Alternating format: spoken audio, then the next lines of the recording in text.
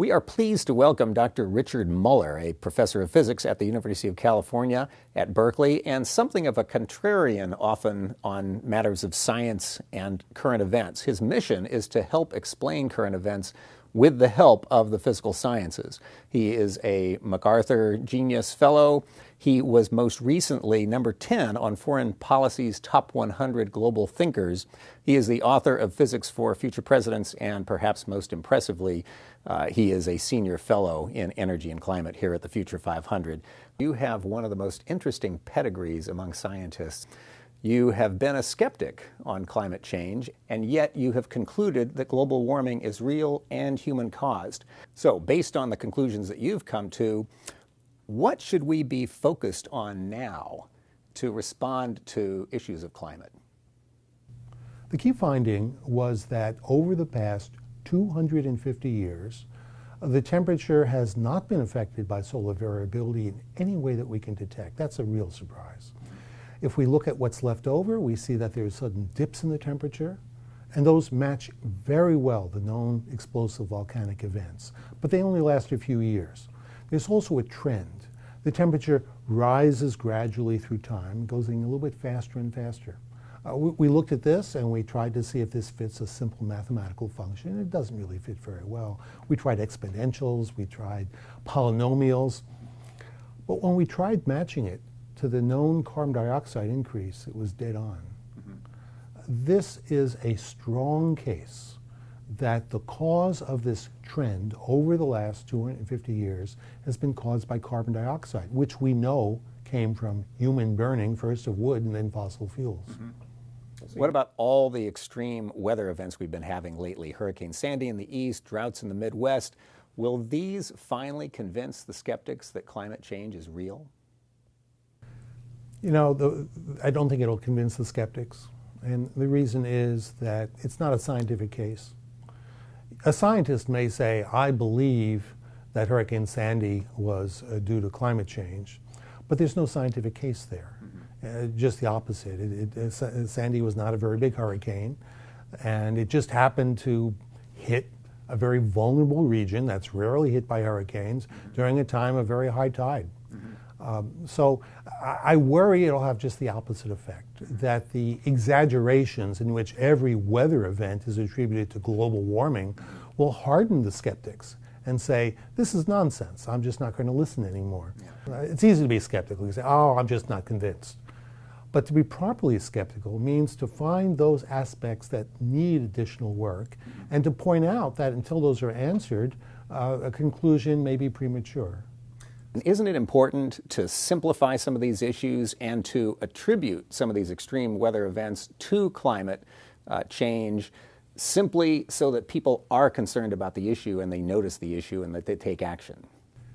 That approach, I think, invites a backlash. It has a short-term benefit in getting people concerned about global warming, but eventually science and objectivity, I think, win out. When people learn that these things are not connected, they feel like they've been fooled. I've had people come up to me after I've given a talk and explain that the polar bears are not dying due to global warming. They may in the future, but it hasn't happened yet. And I've had them come up to me and said, but that's why I became an activist. What do you mean? How can this be? I think that kind of disillusionment is now causing a backlash in the United States, and I believe that part of the reason why the U.S. public is becoming less concerned about global warming is that they recognize that they were exaggerated to in the past. People don't like learning that they've been fooled. We just heard reports today that China's leading solar panel company has gone bankrupt. And one of the reasons they've attributed that to is low-priced natural gas. What is the role of renewables in drawing us toward a more sustainable energy economy? In any discussion of bridging, if the word China isn't mentioned, then it's not a serious discussion. In the United States, we could cut what we're emitting drastically simply by spending money, and we can afford to do that. But it doesn't set an example that the developing world can follow. So when people say it doesn't matter whether the renewables are more expensive, we've just got to do it, That's not a solution. It's a feel-good measure. It means that when the global warming comes, we in the United States will sit back and say, well, we did our part, and it's not my fault. But that's not problem solving. If we're going to stop it, it has to be something that the developing world can afford. And the problem right now is that solar and wind, including the infrastructure, including the energy storage, all of these things, simply is still too expensive. Now, solar in particular, the price is dropping very rapidly. I believe solar has a better chance in China than it has in the United States, because pretty soon the solar cells are going to be so cheap that that's not going to be the big cost. The big cost will be maintenance. We'll be dusting off the solar cells and so on. And they have an advantage there because they're, quite frankly, their salary structure is lower than ours. And so it will become more economically attractive over there. So I think there's a great opportunity for solar to develop in China.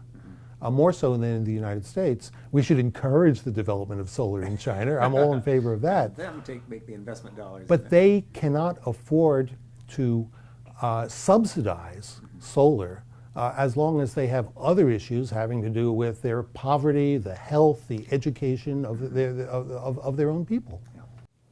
Corporations, major brands, face a very tough climate on this issue right now. On the one hand, at least 20 major environmental groups, the Sierra Club, NRDC, Forest Ethics, Rainforest Action Network, and others are demanding that U.S. brands take a position, take a stand on climate, and take action operationally and on policy to do something about the problem. On the other hand, government affairs folks within these companies are very reluctant to take a position. So you have the companies split right now, with many within the companies wanting to take action to protect their brands, to protect climate, but others saying this is not safe politically, this is a litmus test issue on the right, and we can't be seen to be advocating protection of climate, particularly in policy. What do you say to those companies? Is there a place for them to go on this issue that is both scientifically reasonable and socially responsible? I would recommend that they seek refuge in objectivity. The fact is, many of the things that people are asking them to do, whether it's put up big solar panels, become zero energy companies, and so on, in my mind, these things are, hey, they're not bad things to do. But they don't set an example that will stop global warming. One of the reasons we're working with Future 500 at Berkeley Earth is because of the examples you have set in working with these companies to do things that can really make a difference. If these companies, for example, were to make a pledge that they will import goods from the developing world only if those goods were produced with relatively clean energy, let's say natural gas instead of coal, or at least help the countries such as China move in that direction, encourage them to do it by working in this way. That's really effective. That's far more effective than saving a little bit of energy at big expense here in the United States. Keep in mind that if the U.S. goes to zero in 4 years, we're back where we started just from the growth of China alone, and it's quicker than that if we include India and Indonesia and the other countries that are growing so rapidly. So let's focus in on things that really can work.